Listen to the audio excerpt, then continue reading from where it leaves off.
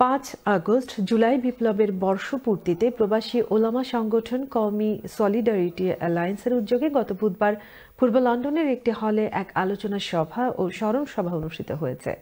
অধ্যাপক মাওলানা আব্দুল কাদের সালের সভাপতিত্বে ও কওমি সলিডারিটি অ্যালায়েন্সের সমন্বয়ক মুফতি সালেহ আহমেদ ও মাওলানা আনিসুর রহমানের যৌথ পরিচালনায় অনুষ্ঠিত সভায় অতিথি হিসেবে উপস্থিত ছিলেন ভয়েস ফর গ্লোবাল বাংলাদেশের chairman doctor Hasnat Hossain MB, barrister Ataur Rahman ও ব্যারিস্টার সাইফুদ্দিন খালেদ।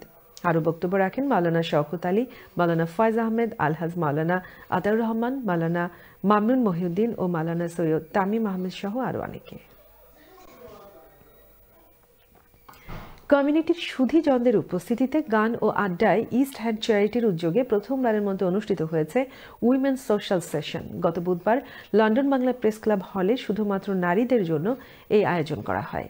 এতে অতিথি হিসেবে উপস্থিত ছিলেন ডক্টর ফিরোজা ভুইয়া ও সঙ্গীত শিল্পী রওশন আরা মনি।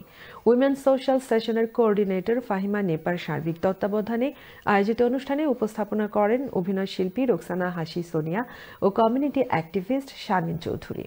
অনুষ্ঠানের শুরুতে কোরআন থেকে তেলাওয়াত করেন মাহানুর সাফা। এতে অন্যান্যের মধ্যে আরও বক্তব্য রাখেন স্নিগ্ধা মিষ্টি, আমিনা বেগম, রাবেয়া পাপিয়া, রিয়া রায়, দিলরুবা ইয়াসমিন রুহি, ইয়াসমিন বেগম ও নাহিদ সুলতানা।